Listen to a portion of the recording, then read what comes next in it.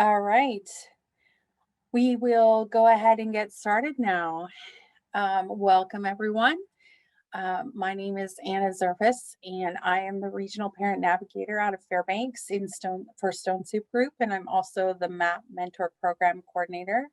With me today is my co-teacher, Terry Manning. She is the Special Education Professional Developmental Coordinator at the Fairbanks North Star Borough School District. And today our topic is secondary transition and talking about how high can our kids go? Today, we're going to talk about the secondary transition process. And one of the reasons we try to kind of call that out as secondary is because there are a lot of different transitions in our children's lives. And so, this one in particular is talking about the process of going from high school to adulthood. And today we're going to talk about the process for planning that post-secondary transition service. We're going to identify some of the components of that transition planning, especially in the IEP, describe the process of the transfer of rights and the summary of performance, and also talk about possible services that may be available after high school. So we're going to take a look at a video that talks about what a transition looks like in an IEP and maybe a little bit of what it can include.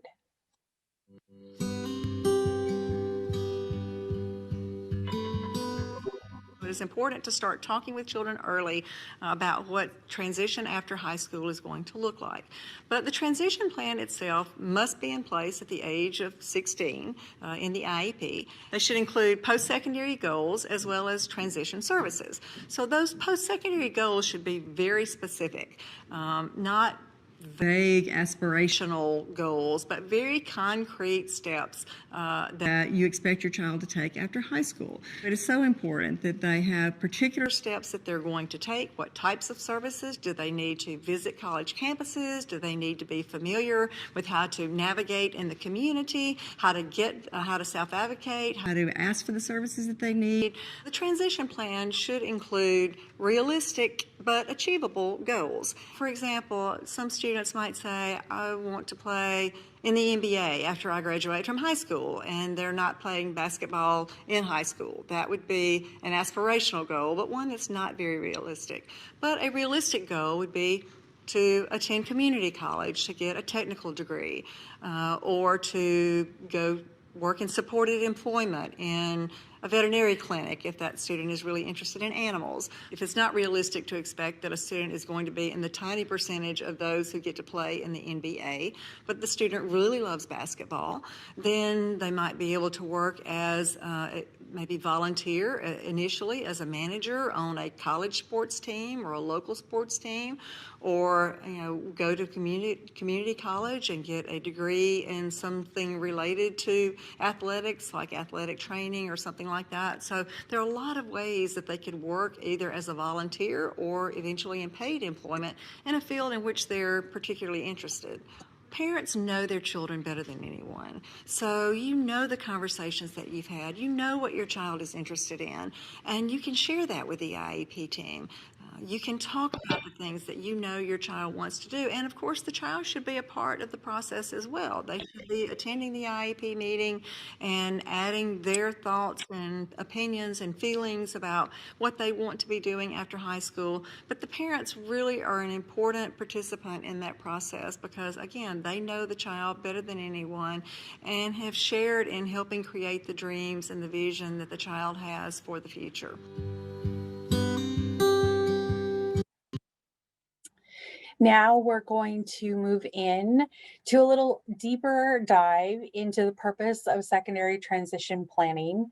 And really, what that is preparing our kiddos for a meaningful life after high school. So, how do we navigate through this process? Unfortunately, there is no, just one size fits all plan because every child is unique.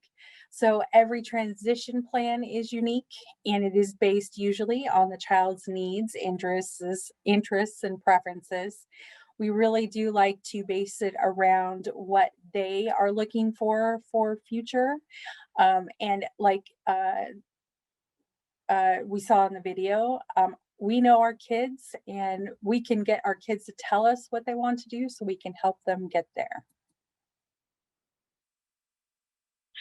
So the next part we're going to talk about are the IDEA requirements. So in 1997, there were amendments to IDEA that were specific to transition because it was seen as an important part of helping students go from the school age to post-secondary and help them get on a path that they at least start thinking about it.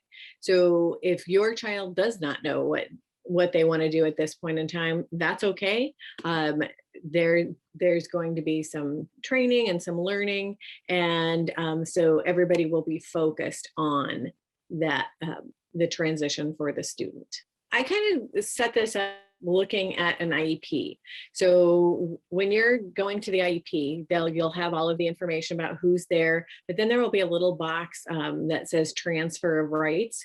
And this is letting you know that when the student turns 17, so no later than their 17th birthday, that they will get the notice saying that when you turn 18, then you are going to be your own person, unless the parents have gotten guardianship. And that's a lengthy process. So if you haven't started that, you want to start looking at whether or not you're going to be doing that. Typically, guardianship is looked at for our students who have more severe and intensive needs. It has to be documented on the IEP, and then letters are provided to the parent and the student saying that the student becomes their own guardian in the eyes of IDEA when they turn 18.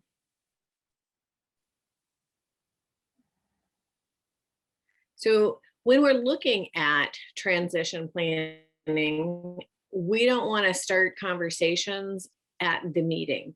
There's a lot of pre-planning that goes into preparing for that IEP meeting. So prior to the meeting, the teachers are going to find out, what are the students' needs? They probably have an idea, but you can, typically they may talk to the parents, they may look at previous IEPs to see where they're at.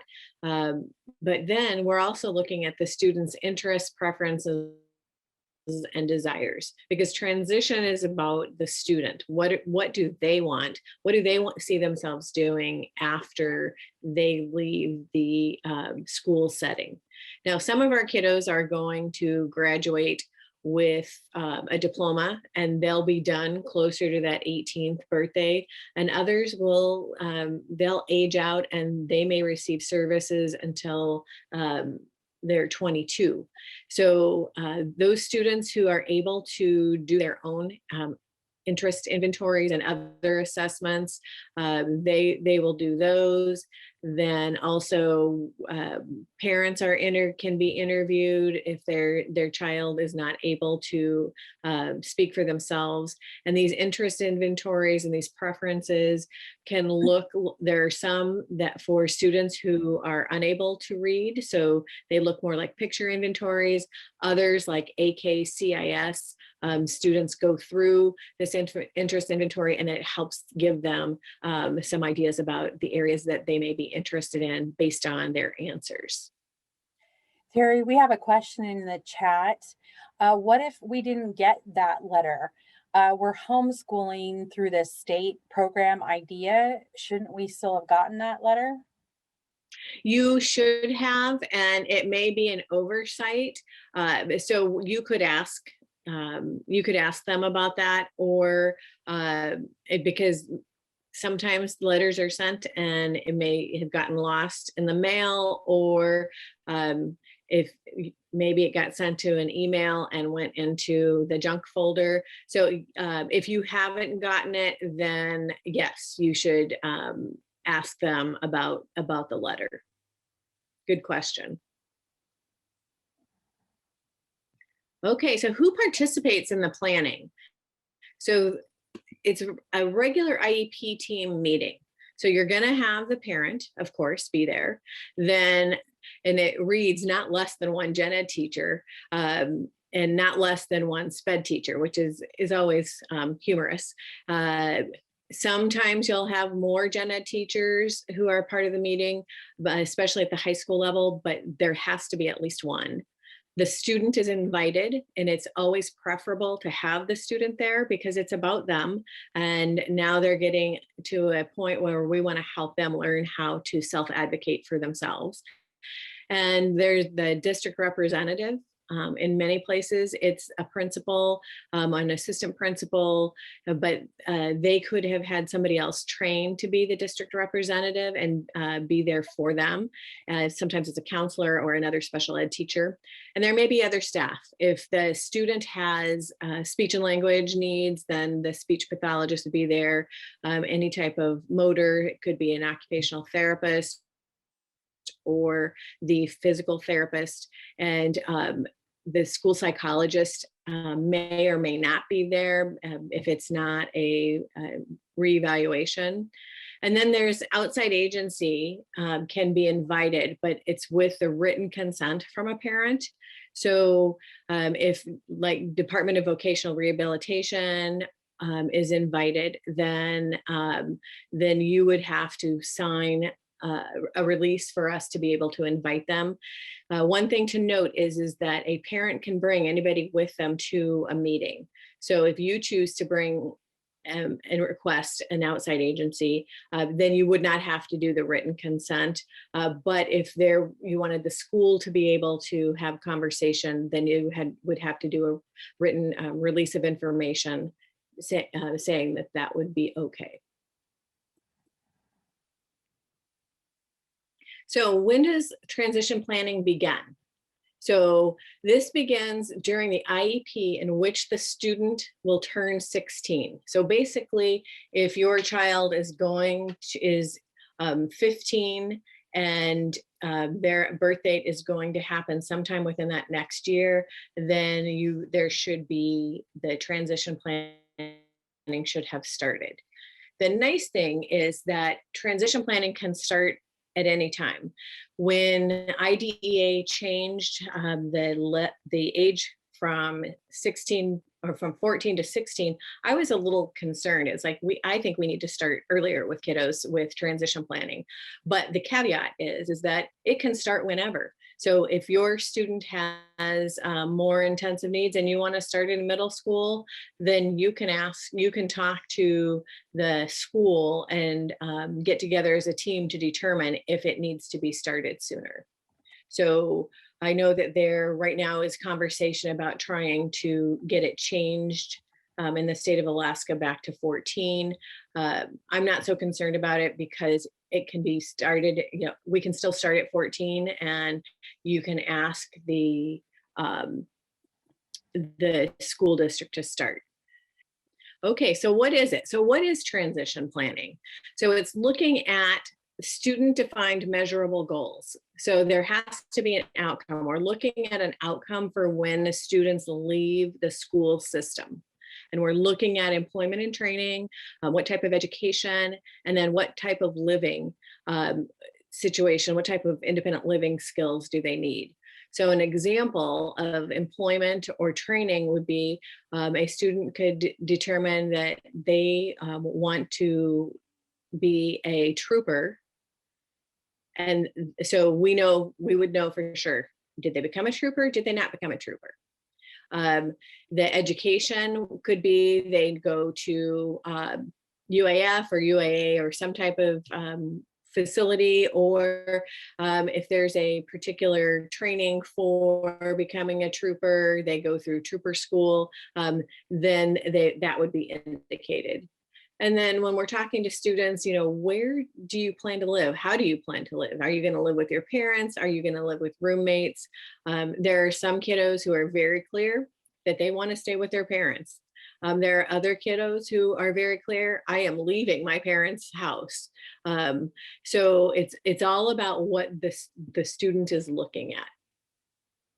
And then we go to courses of study. So classes when we're looking at the course of study, it's the classes that are going to support transition goals. So the main thing is that we know that students are going to graduate or age out, and we want them to have the educational piece that they need to be successful with what they want to do. So this helps lay it out. It used to be that we did all 4 years of the course of study, and now it's the courses of study that the student's going to take during the life of the IEP. So typically it's the what's happening in the year. So let's say a student is a freshman, it would be the classes for the freshman year and then the sophomore year, because that's going to cover both of the year of the IEP.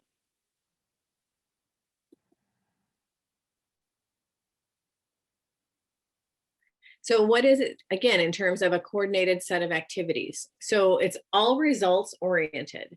So what is it that the student needs in order to be able to meet their goals, their dreams, their desires? So when we're looking at instruction, we're looking at, what is it that they need to take in class and usually we're looking at to be able to graduate. Related services, if a student is receiving speech and language services, do they need to continue that when they get out of school? Is there some community agency that they need to be involved in to be able to meet their needs, their specific needs, whether it's mental health, speech and language, some type of motor? We're also looking at community experiences. So what is it that the student needs to be able to get involved in the community? And it's all based on the student's preferences and desires. So do we need to connect them with like Special Olympics? Do we need to connect them with somebody in the community? They're involved in church and we want to help make sure that that experience still happens. And then when we're looking at employment, again, do we need to have some type of job shadow so that they can learn about different employment opportunities? Do they need to go to a career fair to be able to learn about what's available? A lot of times when we're talking about adult living, it's do they know what it takes to live on their own? Are they able to be independent, or are they going to need some type of supported living? And then daily living skills. Can they take care of an apartment if they're living on their own? Do they need, what types of supports might they need? Do they also need to be connected with other agencies? And when we're talking about employment and adult living, sometimes we're talking about connections with voc rehab. The eligibility is different from the school district. So looking at how do we connect them so that they can go through the intake process to determine their eligibility.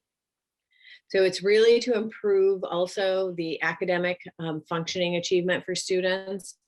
And then these coordinated set of activities facilitate to helping kids get to post-school.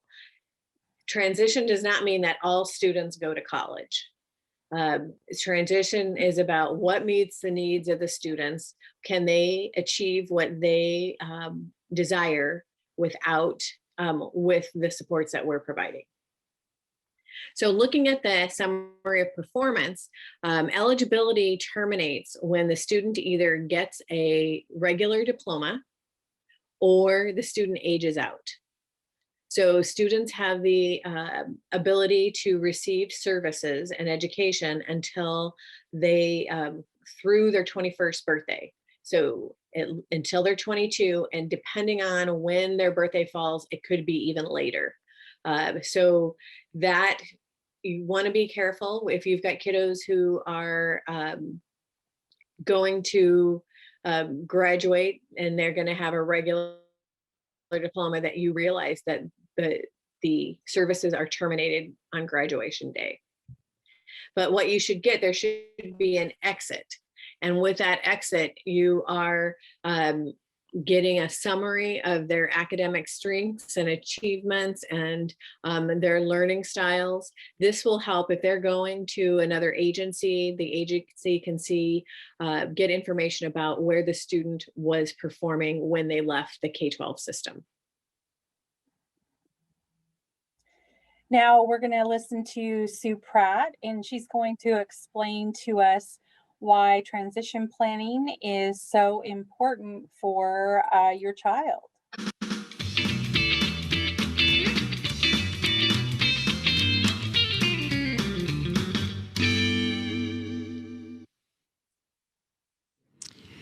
Well, the first time I thought about transition, I'd gone to a lecture by Lou Brown from the University of Wisconsin. I thought he was some old farmer in his blue jeans and t-shirt, and I wondered why I was there. But he said something that, without him telling me this, I would never have transitioned. He said, every kid, no matter how severely impaired they are, there's something that they can do. And we must remember to help them to do it. So with that, I began looking for transitioning kinds of things. And the people from McGill were then beginning to look at person-centered plans. We didn't call them person-centered plans in those days. I don't remember what we did call them, but that wasn't person-centered plans, but it was the same thing, where you would sit down with a group of people who knew your child as well, and you would look at what their needs were, where they were today, and where their hopes and dreams would be in tomorrow. Because you have to know where you're going in order to take the steps to get there. If you're going nowhere, you don't have to transition. But if you're going to live in the community, work in the community, be a part of the community, we have to figure out a way to make that happen. Without a transition plan, I mean a real plan, not a piece of paper with words on it, but a real plan that helps you know where to go, what skills your child will need, what their desires are, not so much what yours are, but what their desires are. You're never going to transition into the community. It doesn't work without it.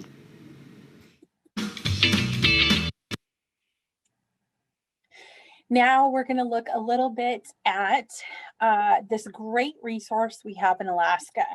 It's called the Alaska Transition Handbook. It is typically referred to as the Pathways Book. It's put out by the Governor's Council on Disabilities and Special Education. And in reality, this book is based around the Employment First law that was signed in 2014. They truly believe that everyone can have a successful life and be able to work doing something and having a meaningful life with successful outcomes. And this guide helps with that. Alaska was actually the third state to require full minimum wage for everyone, even those with disabilities. The majority of the country actually still pays subpar minimum wage, below minimum wage to people with disabilities. And so we were one of the states that signed that into law, so they get equal pay. While this guide is focused on providing everyone with the opportunity for employment, it also contains many other helpful resources that I'm going to show you a little bit about. So this is a very dense guide. It has a lot of information, and it can be used as early or as late as a student or adult with disabilities needs it. It can be used either as a linear handbook or as a resource guide. It gives very clear outlines for paths to meaningful employment based on interest and disability. One thing to keep in mind, especially for kiddos who have Medicaid waivers, Social Security benefits, if you go to work, depending on how much you make or how many hours you have, that can cut into some of those benefits and services. And we have here in Alaska something called the ABLE account. And in that, the ABLE account is basically a savings account for a person with a disability that doesn't count against you with your Medicaid or Social Security benefits. And that is really handy because what it does is it allows you to increase your savings so that you can actually have savings for later, or you can use it for any needs that may come up, whether it's medical related to your disability, educational, whatever may need. So some of the things it has in this book is it has the transition plan at what the school level would look like, including tips for the IEP meeting. It has different skills and vocation-based high school programs here in the state of Alaska. One of the things that's great about this handbook is that it has contact information in one place for all of these different things. It has post-secondary information about education that's on the non-college level. So if they're looking for a trade, or if they wanted to go into the Job Corps, that is in here as well. Then they talk a little bit about those services and benefits, like supplemental security insurance, SSI and SDI, the Medicaid waivers, and then we have the Aging and Disability Resource Centers, ADRC, where people with disabilities can get a ton of information. They're also a big resource hub for people with disabilities in the state of Alaska. And then the DDRC program, which is the program that you use to get onto one of the Medicaid waivers. Now, it also talks about, we have a great big state, lots of tribal and rural areas in our state. And that's something that's really important, is we want to be able to help everyone.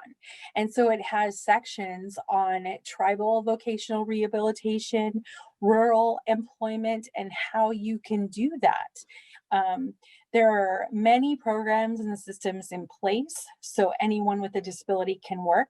And one of the things I like to call out specifically for this is that they actually have a Disability Benefits 101. And it is a great resource that basically sets out in plain language how working can impact your benefits and services. And it actually has a calculator as well. So it helps you with all of those different points. It does have work incentives, scholarship information. It even has a smart technology tool for employment. And the biggest thing that I just absolutely love about this guide is that it gives you resources on how to start your own business and the tools to be successful at it. And one of the things that I love is that I love to hear success stories. One of those, you can flip through this. You can flip through this manual. And this manual, like I said, is very dense. It's, I think, 79 pages long. But the thing is you get one copy of it and, it's basically yours for life. And you can flip through it whenever you're looking for something. And if it doesn't have the information in, it can point you to a person who might have the information. So I did actually put this in the resources page of the presentation, the link for this. You can download it, or you can actually get a hard copy from me. You can email me and I can send that to you. Now, Terry's going to talk a little bit about college. So some of our students are going to go on to college. And so you want to be aware of what supports look like on college campuses. Because it really is a lot different. The disability centers have been put into place so that individuals experiencing disabilities can go for supports, but it's more of an eligibility process also, and except that you don't have it like you do in the K-12 system, where you have a case manager and that person is helping guide the student and the family through the process and getting their accommodations and working with other teachers to make sure the accommodations are happening. So the disability center requires that the student become very independent, that oftentimes what has to happen is that the student brings the paperwork that says these are my accommodations. And if we haven't prepared students in being able to self-advocate, it might be a really challenging issue for them to say, you know, I need these supports.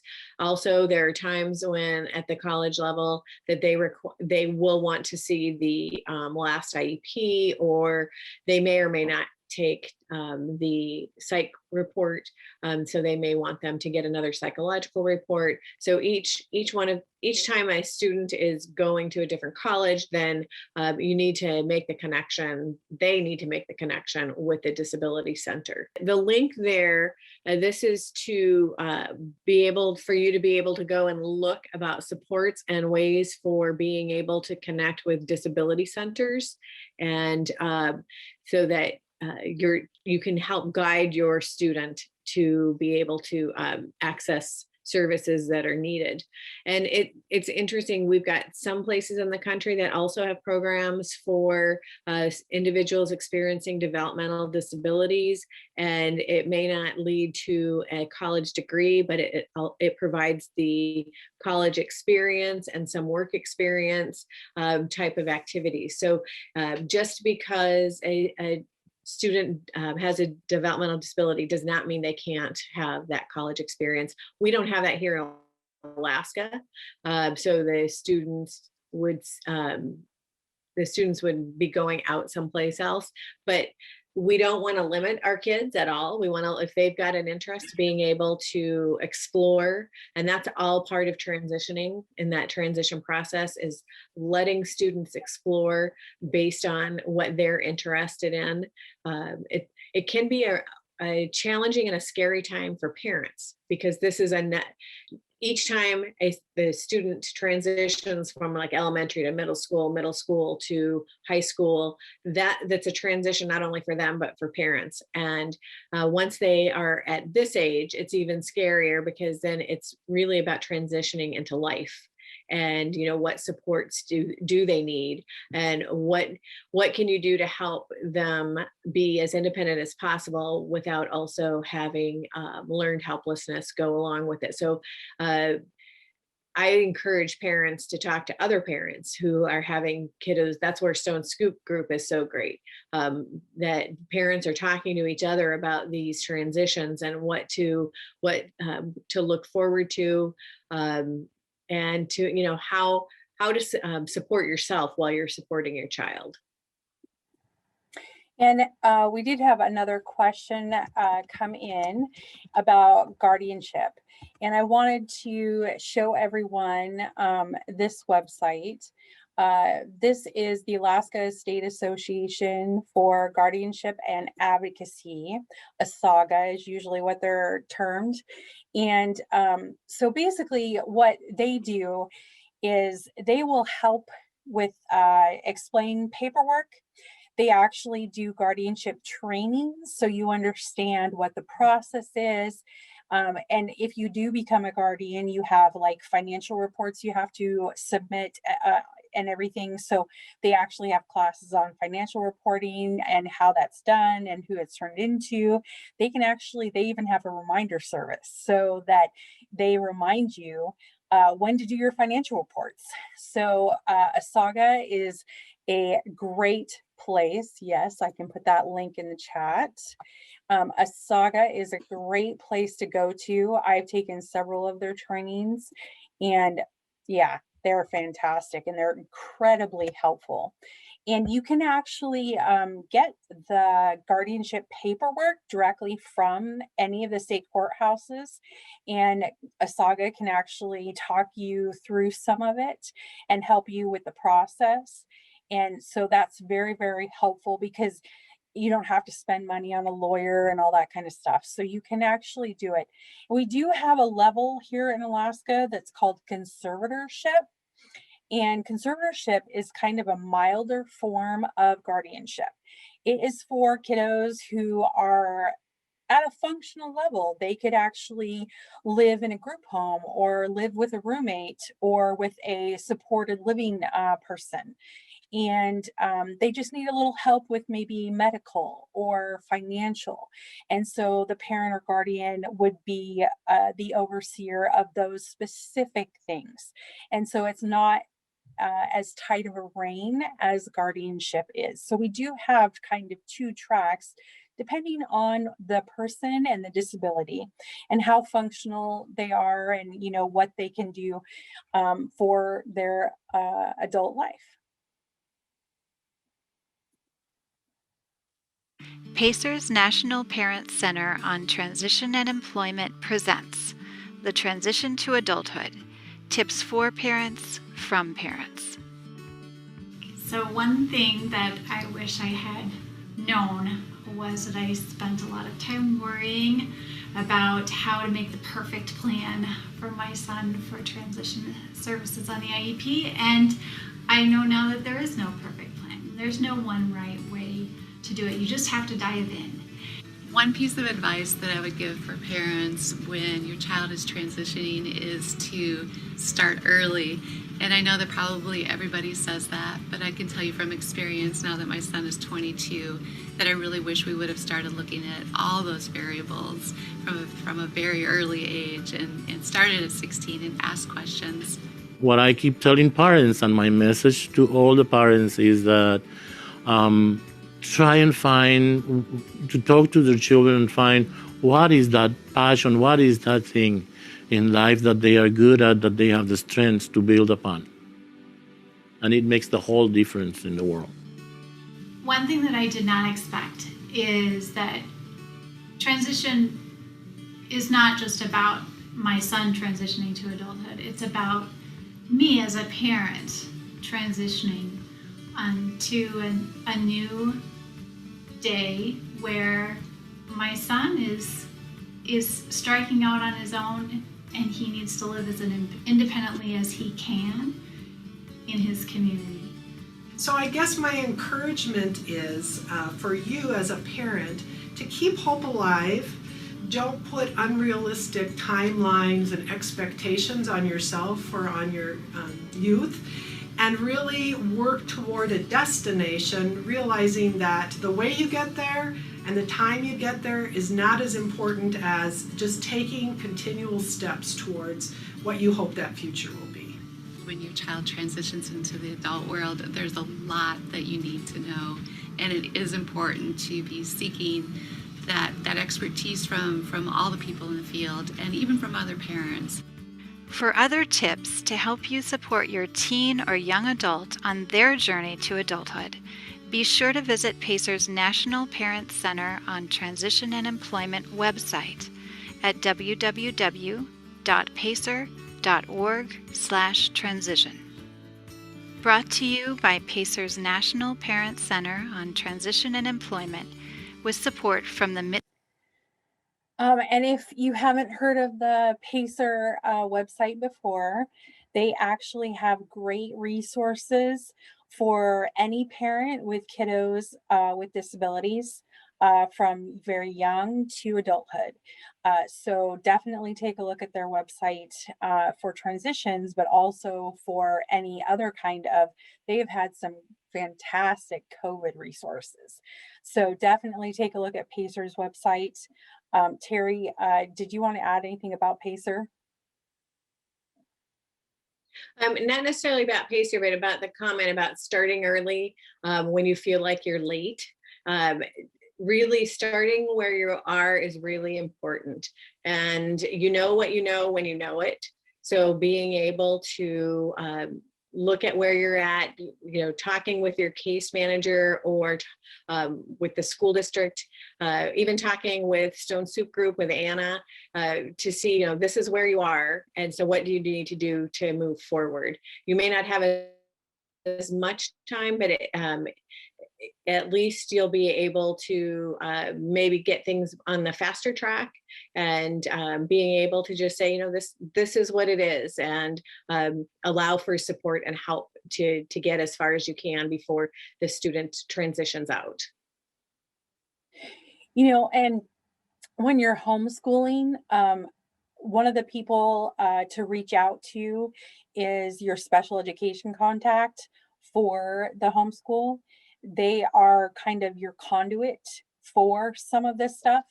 And so definitely reaching out to them um, for that help and to kind of help you get on that track, make sure you have the right notices, make sure you have the right paperwork, um, so that you can actually start, moving forward with those different steps depending on where you're at. And really looking too at whether or not the student is on track for graduation with a diploma. So if the student is, and you don't, and you need to get together as a team to talk about if they're ready. Because again, a reminder that once a student has a diploma, then all services stop. So having a team meeting to make sure that everybody's on the same page. And you can go with the non-diploma track or get an extended diploma. I know in some areas of the state, they don't have that option. In Fairbanks, we do. So it just kind of depends on where you're at, what program you're going through. So just making sure that, have that option and you can ask for that option, depending on where your kiddo's at.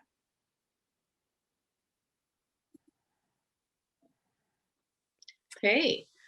So thank you so much for joining us. Are there any questions that you have now that we've gone through? Thank you for putting questions in the chat.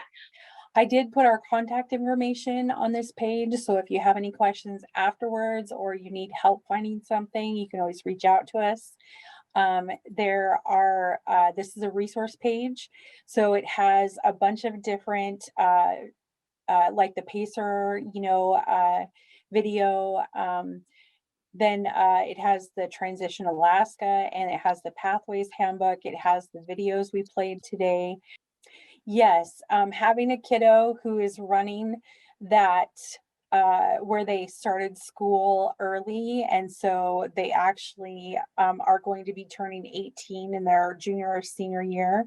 That is really important so that you actually can start early enough so that you have all the information and all the steps in place before that year. And I would really encourage you to talk with the case manager. We call, a lot of times they'll be called transition teachers because they're working with kiddos of transition age. Making sure that you make that connection with them, and even if it's before 16, talking to the special ed case manager to talk about what needs to happen and what your concerns are. Like I said, don't forget that you can start addressing these transition questions earlier than 16. So if you feel like that. Sorry. I'm sorry, what'd you say, Anna? I didn't mean to interrupt. I was just saying, especially when it comes to life skills, if they do have a goal, an end goal of being independent, whether that's in a group home or, living with a roommate or a supported living person, being able to start early enough, that they can actually have time to have all those life skills classes so that when they do age out or graduate, they have those skills under their belt. Yes. And I would also say that transition for some of our kiddos starts when they start school. So even as parents and families, if you are supporting your kiddos and being as independent as possible and working on those skills that you know that they need to be independent, then it's not as much of a shock when they get into middle school and high school. So please never think that it's limited. When I was in Vegas, we started a program for kiddos who are in elementary school. It was based on transition, but it was giving them the skills, the exploring. What are things that you might want to do when you get older? What are some types of skills in order to be independent in the classroom? Can we start working on? So just because it doesn't happen at school until 16, it can start as soon as you want it to at home. Thank you everyone for attending. We appreciate having you. We love seeing everyone. And next month, we are actually going to do our procedural safeguards presentation because that is such an important topic. We're going to go down and dirty into some of the rights and responsibilities the parents and the school have. So it will be again on the second Saturday of the month at 10 a.m. And if you haven't signed up already, you can at Stone Soup Group's calendar. And if you have any questions or comments or you need something, you can always reach out to us at our contact information. Take care, everybody. Thanks so much for joining us.